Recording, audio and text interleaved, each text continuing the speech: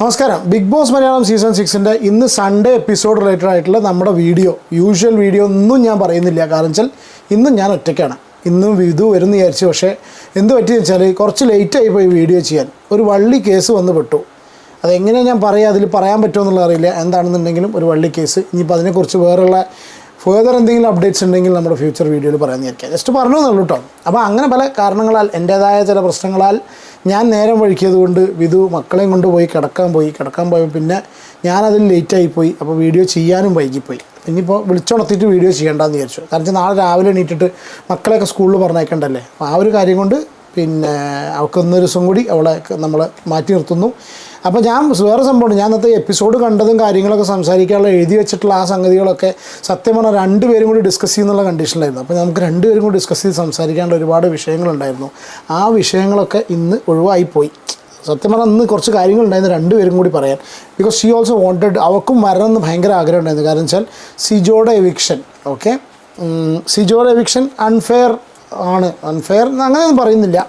Unfair എന്നല്ല, ആ വാക്ക് അതിനേക്കാളും ഒന്നും കൂടി നമ്മൾ ഈ എപ്പിസോഡിനെ കുറിച്ച് പറയട്ടെ കേട്ടോ. എപ്പിസോഡിലായി തന്നെ കുറച്ച് ഫൺ എലിമെൻസും കാര്യങ്ങളൊക്കെ ഉണ്ടായി. ഒരുവിധം എല്ലാവരും കണ്ടിട്ടുണ്ടായിരിക്കും. അതിലൊന്നും പ്രത്യേകിച്ചൊന്നും എടുത്ത് പറയാനില്ല. ജിൻഡോ നന്നായി സംസാരിച്ചു. ജാസ്മിൻ ഒരുപാട് ക്യൂട്ട്നെസ് വാരി വിതറി. ലാലേട്ടൻ നല്ല രീതിയിൽ എല്ലാവരോടും ഒരു പ്രത്യേക രീതിയിൽ സംസാരിക്കുന്നത് കണ്ടു. നല്ലൊരു പിന്നെ അർജുൻ്റെ പെർഫോമൻസിനെ കുറിച്ച് പറഞ്ഞു. പക്ഷെ അവിടെ ജാസ്മിൻ്റെ പെർഫോമൻസിനെ കുറിച്ചും കൂടി പറയേണ്ടതായിരുന്നു. ജാസ്മിൻ നന്നായി പെർഫോം ചെയ്തിരുന്നു അന്ന് സിജോ ആയിട്ട്. അപ്പോൾ അത് പറഞ്ഞില്ല എന്ന് തോന്നിയിട്ടോ, ഞാൻ കണ്ട പോലെ എനിക്ക് തോന്നുന്നില്ല. അത് പറഞ്ഞു. പിന്നെ ബാക്കി എല്ലാവർക്കും നല്ല രീതിയിലുള്ള, പിന്നെ ജിൻഡോനൊക്കെ ആ തമാശയുടെ രൂപത്തിൽ സംസാരിച്ചിട്ടുള്ളതും ഋഷിയോട് സംസാരിച്ചിട്ടുള്ളതും എവറിത്തിങ് വാസ് ഫൺ അല്ലേ, നല്ലതായി പോയി. പക്ഷേ ഒരു കാര്യം, ആദ്യം ഒരു സംഭവം ഉണ്ടായെന്ന് വെച്ചാൽ ജിൻഡോയുടെ ബർത്ത്ഡേ ആയിരുന്നു എന്ന്. അപ്പോൾ അത് കേട്ട സമയത്ത് നമുക്ക് ഒരു വിഷമം. കാരണം വിഷമം എന്ന് പറഞ്ഞാൽ ഞാൻ ആ വിഷയത്തിൽ വരുന്ന സമയത്ത് ഡീറ്റെയിൽ ആയിട്ട് പറയാം. അപ്പോൾ ജിൻഡോ തന്നെയല്ല പറഞ്ഞു, സിജോ തന്നെയല്ല പറഞ്ഞു. സിജോൻ്റെ ബർത്ത്ഡേ ആയിരുന്നു. അപ്പോൾ ബർത്ത്ഡേ ദിവസം തന്നെ ആൾ എവിക്റ്റ് ചെയ്യേണ്ട ഒരു സിറ്റുവേഷൻ വരിക എന്ന് പറയുമ്പോൾ ഒരു എന്താ പറയുക, but after all it's A game show അല്ലേ. അങ്ങനെ ആ ഒരു രീതിയിൽ കാണുന്ന സമയത്ത് നമുക്ക് ആ ഒരു രീതിയിൽ വിട്ട് കളയാം. പക്ഷേ മെയിനായിട്ട് ഇന്ന് സംസാരിക്കാനുള്ള സിജോയുടെ എവിക്ഷനാണ്. സിജോയുടെ എവിക്ഷൻ്റെ പറയുന്ന സമയത്ത് നമ്മൾ അവിടുന്ന് പോയിട്ടുള്ള പല കണ്ടസ്റ്റൻസിനെയും അതിൽ കൂട്ടി പറയേണ്ടി വരും. അതിൽ പിന്നെ സായി പെടും, അതിൽ നന്ദന പെടും. പിന്നെ അതിൽ ഏറ്റവും കൂടുതൽ ഞാൻ ഇവരൊക്കെ മുകളിൽ ആദ്യം പരാമർശിക്കാതിരിക്കാൻ വയ്യ ഈ ഒരു പേര്. കാരണം അത് റോക്കിയാണ്. റോക്കിക്ക് ഇതിലുള്ള ഈ സിജോയ്ക്ക് വന്നിട്ടുള്ള ഈ ഒരു നഷ്ടം എന്ന് പറഞ്ഞാൽ തീർത്താൽ തീരില്ല. ഒരു മനുഷ്യൻ്റെ ഞാൻ ഇത് ഓൾറെഡി എൻ്റെ പഴയ വീഡിയോസ് കണ്ടവർക്കറിയാം, പുതിയതായിട്ട് വീഡിയോ കാണുന്നവർക്കറിയാം. സിജോയുടെ കേസിൽ സിജോനെ സപ്പോർട്ട് ചെയ്ത് റോക്കിക്കെതിരെ വളരെ സ്ട്രോങ് ആയിട്ട് തന്നെ ഞാൻ ജീവിതത്തിൽ ഉപയോഗിക്കാത്ത രീതിയിലുള്ള ഭാഷകൾ പോലും ഉപയോഗിച്ചിട്ടുള്ളൊരു വ്യക്തിയാണ് അസീറോക്കിയെ ഞാൻ ഫസ്റ്റ് സപ്പോർട്ട് ചെയ്തിരുന്നു. പക്ഷേ അയാൾ ഇതിൽ വന്നിട്ട് ചെയ്തിട്ടുള്ള സിജോയ്ക്ക് എതിരെ ചെയ്തിട്ടുള്ള ദ്രോഹം എന്ന് വേണമെങ്കിൽ പറയാം. ആ ഒരു ദ്രോഹം ഒരിക്കലും ന്യായീകരിക്കാൻ പറ്റില്ല. ഇത് നമ്മൾ സിജോ ഫാനോ അല്ലെങ്കിൽ സിജോനെ ഇഷ്ടപ്പെടുന്നൊരു വ്യക്തിയാണ്. പക്ഷേ സിജോൻ്റെ ഒരു ഫാനായിട്ടൊന്നല്ല, അല്ലെങ്കിൽ സിജോ ബിഗ് ബോസിൻ്റെ വിന്നർ ആവണം എന്നാഗ്രഹിക്കുന്ന ഒരു വ്യക്തിയും കൂടി ആയിട്ടല്ല പറയുന്നത്. കാരണം റോക്കി എന്ന് പറഞ്ഞ വ്യക്തി ഒരു ചെറുപ്പക്കാരൻ്റെ മോഹമാണ് തല്ലിക്കെടുത്തിട്ടുള്ളത്.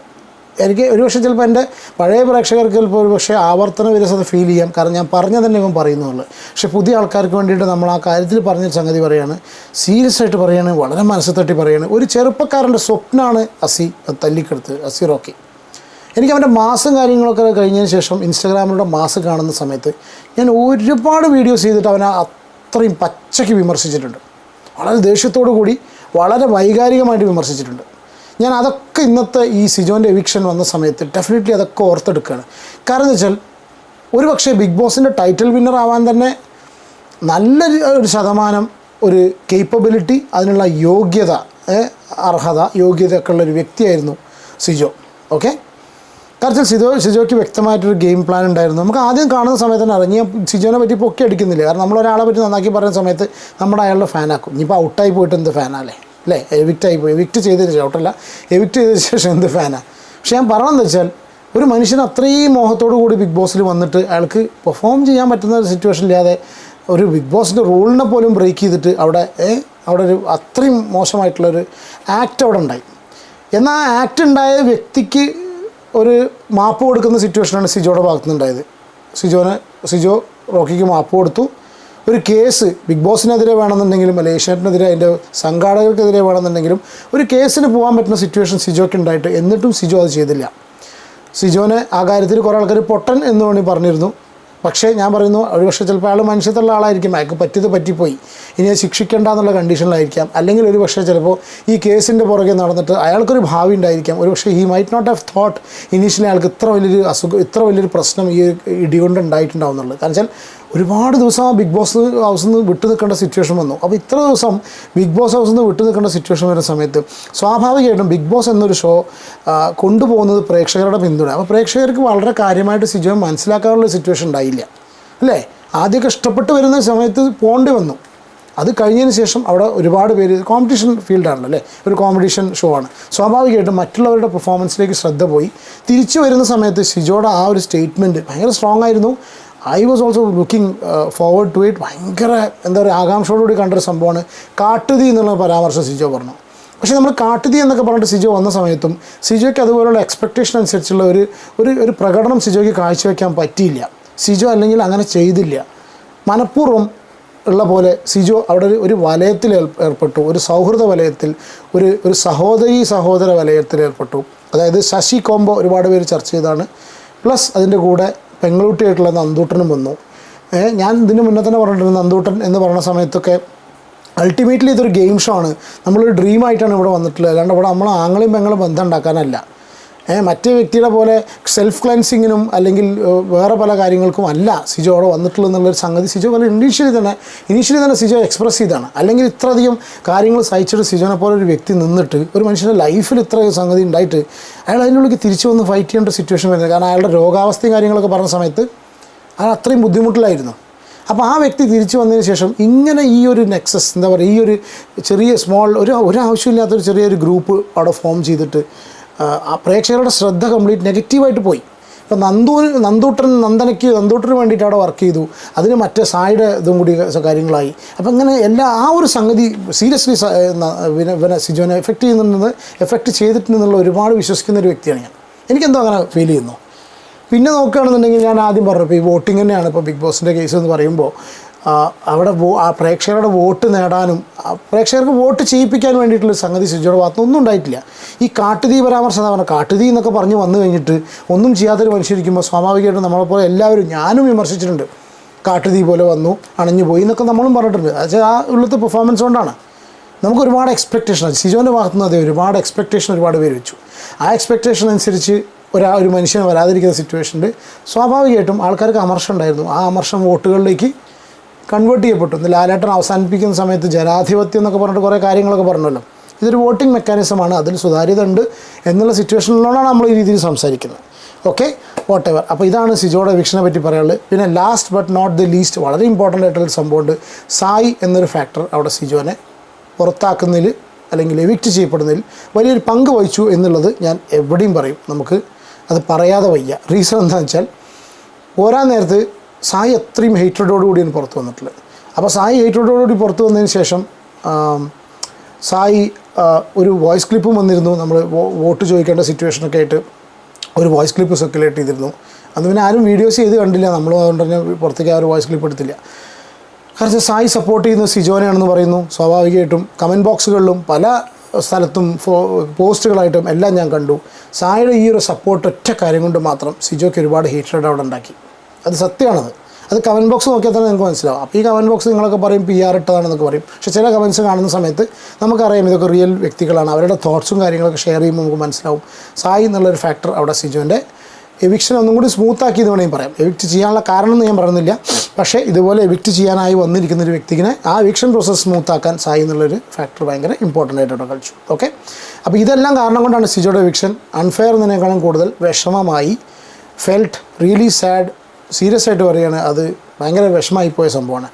പിന്നെ ഒരു കാര്യം കൂടി പറയാം, ബിഗ് ബോസിനോട് ചെറിയൊരു അതൃപ്തി പറയാനുള്ള റീസൺ എന്താ വെച്ചാൽ ഇന്ന് അയാളുടെ ബർത്ത്ഡേ ആയിട്ട് at least you could have avoided this ഇന്നത്തെ എവിക്ഷൻ. ഓക്കെ, ഇന്ന് എവിക്റ്റ് ചെയ്യണമെന്നുണ്ടെങ്കിൽ അറ്റ്ലീസ്റ്റ് 2 ദിവസം വെയിറ്റ് ചെയ്ത് പോലെ ബുധനാഴ്ച ഇനിയിപ്പോൾ ആരെങ്കിലും എവിക്റ്റ് ചെയ്യുന്നുണ്ടെങ്കിൽ കൂടെ, അല്ലാന്നുണ്ടെങ്കിൽ വേറെ എന്തെങ്കിലും രീതിയിൽ ഇയാളെ സിജോനെ എവിക്റ്റ് ചെയ്യാമായിരുന്നു.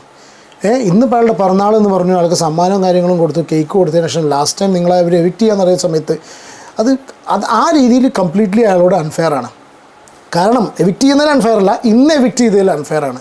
റീസൺ എന്താ വെച്ചാൽ ഒന്നുമില്ലെങ്കിലും ബിഗ് ബോസിന് വേണ്ടിയിട്ട് അത്യാവശ്യം നല്ല രീതിയിൽ സഹിച്ച് കേസും കൂട്ടമായിട്ട് പോവാതെ അതൊക്കെ കോംപ്രമൈസായി എന്നുള്ള ടോക്സും കാര്യങ്ങളൊക്കെ കണ്ടു. ഓക്കെ, ഒരു വക്കീൽ കേസ് കൊടുത്തിരുന്നു, എന്താ ചങ്ങാത്തയുടെ പേര് ഞാൻ മറന്നു, ആ കേസിനെ കുറിച്ചൊരു തലയും വാലും ഇല്ല. ഒരു പക്ഷേ ചിലപ്പോൾ കേസ് പൈസ കൊടുത്ത് ഒതുക്കിയോ എന്നുള്ളത് നമുക്കറിയില്ല. നമുക്കത് ചില കാര്യങ്ങളില്ലാതിരിക്കുന്ന സമയത്ത് നമ്മൾ അറിയാതെ പറയുന്നില്ല, നമുക്കറിയില്ല അതിനെക്കുറിച്ച് വേറെ അബൌട്ട്സ് ഒന്നുമില്ല. പക്ഷേ സിജോൻ്റെ ഈ കേസ് പല ആൾക്കാരും പല വീഡിയോസിലായിട്ട് ആൾക്കാർ പറയുന്നത് കേട്ടു, അതൊക്കെ ഒതുക്കി തീർത്തു എന്നുള്ള സംഭവം കേട്ടു അല്ലേ, സിജോ ഗെയിംസ്. അപ്പോൾ അങ്ങനെ കേസ് കൊടുക്കാതെ ഇവരൊക്കെ പ്രൊട്ടക്ട് ചെയ്തൊരു വ്യക്തി എന്നുള്ള കണ്ടീഷനിൽ അറ്റ്ലീസ്റ്റ് ആൾക്കാർ മാനുഷിക പരിഗണന കൊടുക്കാമായിരുന്നു എന്നൊരു പേഴ്സണലി നമുക്ക് ഫീൽ ചെയ്യുന്നു.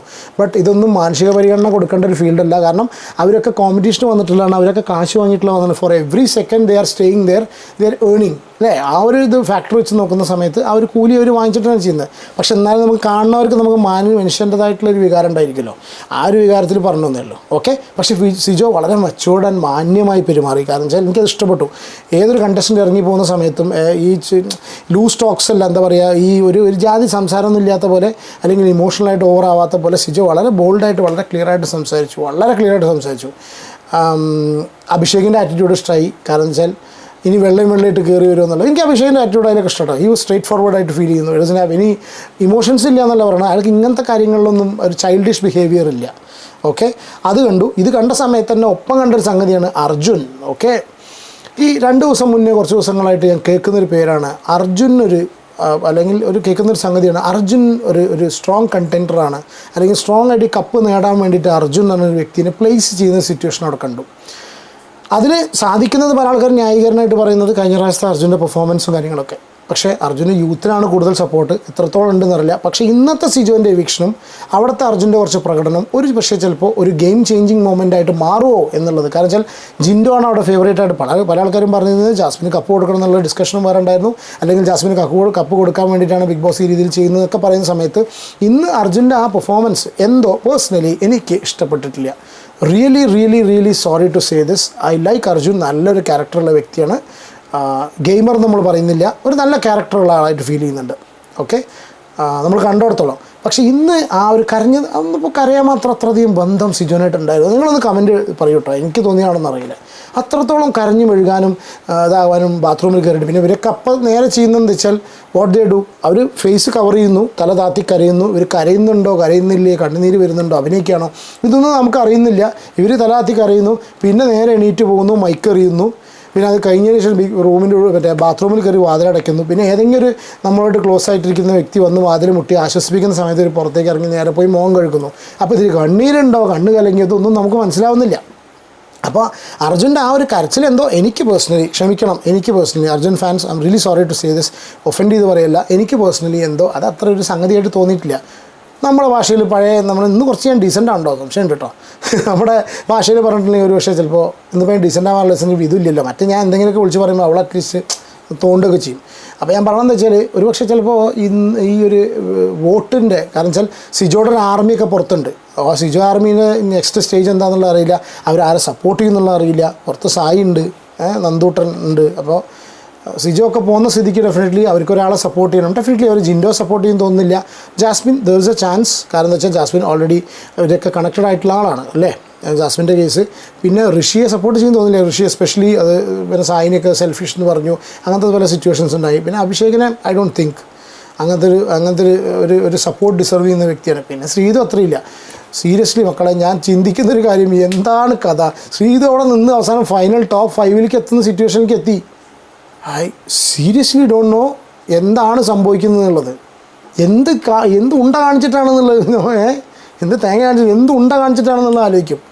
അങ്ങനെ അവൾ ടോപ്പ് 5 വേറെ lot of contestants have gone out. ഇപ്പോൾ സിജോനേക്കാളും ഗെയിം കളിച്ചവരുണ്ട്, അവിടെ ഉള്ളവരേക്കാളും ഗെയിം കളിച്ചവരൊക്കെ പുറത്ത് പോയിട്ടുണ്ട്. അപ്പോൾ ഇതൊരു പുതിയൊരു സംഭവമല്ല. എന്താണെന്നുണ്ടെങ്കിൽ അർജുൻ്റെ ആ ഒരു കരച്ചിൽ നമുക്ക് ഐ ഡോണ്ട് നോ. പിന്നെ ഇപ്പോൾ കരയുന്ന സമയത്തൊക്കെ അവരെ ആശ്വസിപ്പിക്കാൻ അവിടെ ആൾക്കാരിലോണ്ട് തിരക്കടില്ല. ഈ ശ്രീതൊക്കെ പോയി ആശ്വസിപ്പിച്ചു, അങ്ങനെയൊക്കെ ഉണ്ടായി.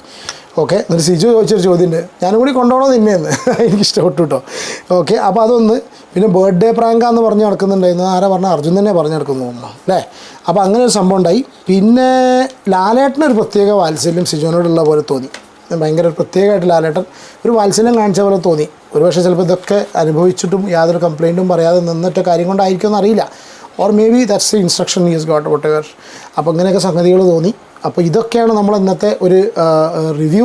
ഒരു കാര്യം ഇമ്പോർട്ടൻ്റ് ആയിട്ട് പറയട്ടെ, സിജോൻ്റെ ഇന്നത്തെ ഇവിക്ഷൻ ഒരുപക്ഷെ ചിലപ്പോൾ ടോപ്പ് 5 എന്ന് ആ വിന്നർ തിരഞ്ഞെടുക്കുന്നതിൽ ചേഞ്ച് കൊണ്ടുവരാം. ഞാൻ അർജുൻ്റെ കാര്യം തന്നെ റെഫർ ചെയ്യുന്നത്. ഒരുപക്ഷെ ചിലപ്പോൾ അർജുൻ്റെ ഈ ഇന്നത്തെ പ്രകടനം കൂടി കഴിഞ്ഞ് കഴിഞ്ഞിട്ട് അർജുൻ ഇവരെ വോട്ട് ചെയ്യാൻ വെച്ചിട്ടുള്ള ആൾക്കാർ ഒരുപക്ഷെ ചിലപ്പോൾ ദെയർ ആർ ചാൻസസ് അല്ലേ ഇനി വോട്ടിങ്ങിൻ്റെ കേസിൽ. പിന്നെ ഒരുപാട് കളികൾ ഉള്ളിലൂടെ നടക്കുന്നുണ്ട്.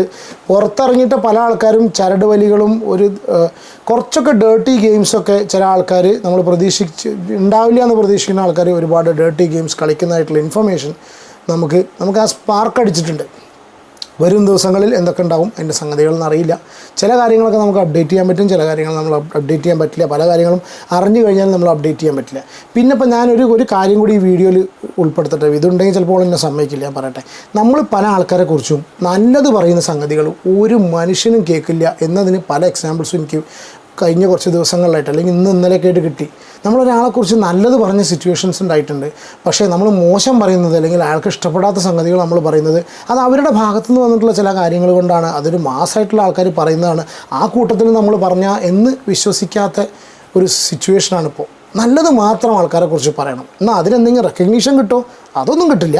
നമ്മൾ നല്ലത് പറഞ്ഞു കഴിഞ്ഞാൽ ഇൻഫാക്റ്റ് വ്യൂവർഷിപ്പ് പോലും കിട്ടില്ല. മോശം പറയുന്ന സമയത്താണ് കൂടുതൽ നെഗറ്റീവ് സെല്ലിങ് മോർ ഫാസ്റ്റർ. നെഗറ്റീവാണ് കാര്യങ്ങൾ കൂടുതൽ സെല്ല് ചെയ്ത് പോകുന്നത്, പോസിറ്റീവ് കാര്യങ്ങളല്ല. അപ്പോൾ സെല്ലിങ് പോട്ടെ, അത് മുന്നോട്ട് പോലും പോട്ടെ. എന്ത് സംഭവിക്കുന്നു? നമ്മളെന്താ ഒരു കാര്യത്തെപ്പറ്റി നല്ലത് പറഞ്ഞ സംഗതി ഒന്നും എവിടെയും വരുന്നില്ല. മോശമായിട്ട് എന്ന് ഉദ്ദേശിക്കുന്ന കാര്യങ്ങൾ നമുക്ക് ഇഷ്ടപ്പെടാത്ത അല്ലെങ്കിൽ പൊതുജനത്തിന് ഒരു മാസ് ഓഡിയൻസിന് ഇഷ്ടപ്പെടാത്ത കാര്യങ്ങൾ നമ്മൾ മോശമായിട്ട് പറയുന്ന സമയത്ത് ഡെഫിനറ്റ്ലി അതും വെച്ച് ക്രൂശിക്കപ്പെടുന്നു. I don't care. ഞാൻ ഈ കമൻസ് മാത്രമല്ല പറഞ്ഞിട്ടുള്ളത്, കുറച്ച് സീരിയസ് കാര്യങ്ങളുണ്ട്. അതാണ് ഞാൻ ഈ വള്ളി കേസ് എന്ന് പറഞ്ഞ സംഗതികൾ പറഞ്ഞത്. പല വള്ളി കേസുകൾ നമ്മൾ വന്ന് പെട്ടു എന്ന് പറഞ്ഞില്ലേ, അപ്പോൾ അതാണ് സ്ഥിതി. പക്ഷേ അങ്ങനെയൊക്കെ ആണെന്നുണ്ടെങ്കിൽ നമ്മുടെ കാര്യങ്ങൾ നമ്മൾ തുടരാൻ തന്നെ തീരുമാനിച്ചിരിക്കുന്നത്. കഴിയുന്നതും ആരെയും ഭയങ്കര സ്ട്രോങ് ആയിട്ട് ഒഫൻഡ് ചെയ്യുന്നില്ല, ഹേർട്ട് ചെയ്യുന്നില്ല എന്ന് പറയില്ല, അതൊക്കെ ഉണ്ട്. പക്ഷെ എന്നാലും ഒരു കാര്യം മനസ്സിലാക്കുക. എന്താ പറയുക, ഈ ഹിന്ദിയിൽ ജേസി കർണി വേസി ഭർണിയർ, as you sow you reap. നിങ്ങളെന്താണ് വിതച്ചതേ കൊയ്യുള്ളൂ അല്ലേ. നിങ്ങളെന്താണോ ചെയ്തിട്ടുള്ളത് അതാണ്. ഇപ്പോൾ എൻ്റെ കേസിലാണെന്നുണ്ടെങ്കിലും കർമ്മ വിൽ ഹിറ്റ് ബാക്ക്. എൻ്റെ കേസിലാണെങ്കിലും ആ വ്യക്തികളുടെ കേസിലാണെന്നുണ്ടെങ്കിലും ആരുടെ കേസാണെന്നുണ്ടെങ്കിലും നിങ്ങൾ എന്ത് ചെയ്തു അതിനുള്ള സംഗതികൾ തിരിച്ചു കിട്ടുന്നു. അതുപോലുള്ള സംഗതികൾ തിരിച്ചു വരുന്നു, അല്ലെങ്കിൽ ആരെങ്കിലും കൊണ്ട് കിട്ടുന്നു. അത് അല്ലെങ്കിൽ നമ്മളെ ത്രൂ അത് പറയിപ്പിക്കുന്നു. ഒരുപാട് മോട്ടിവേഷൻ പറഞ്ഞായി തോന്നുന്നത്. ഓക്കെ, കാരണം ചിലതൊക്കെ ഞാൻ ഈ പറയാനുള്ള റീസൺ എന്ന് വെച്ചാൽ ഇന്നിപ്പോൾ ഈ വീഡിയോയ്ക്ക് വേണ്ടി നടന്നിട്ടുള്ള കുറച്ച് കാര്യങ്ങളെ കൊണ്ടാണ്. What ever. അപ്പോൾ ഇത്ര തന്നെ ഉള്ളൂ, വേറെ പ്രത്യേകിച്ചൊന്നുമില്ല. വീഡിയോ ഇഷ്ടപ്പെട്ടാൽ ദയവേത് ലൈക്ക് ചെയ്യുക, സബ്സ്ക്രൈബ് ചെയ്യുക. ഓക്കെ, വീഡിയോ ലൈക്ക് ചെയ്യുന്ന കാര്യം ഒന്ന് ചിന്തിക്കും കേട്ടോ. ഇഷ്ടപ്പെടുകയാണെങ്കിൽ മാത്രം ലൈക്ക് ചെയ്യും. ഓക്കെ, കമൻറ്റ് ചെയ്യുക നിങ്ങളുടെ അഭിപ്രായം. Okay, take care and God bless. By.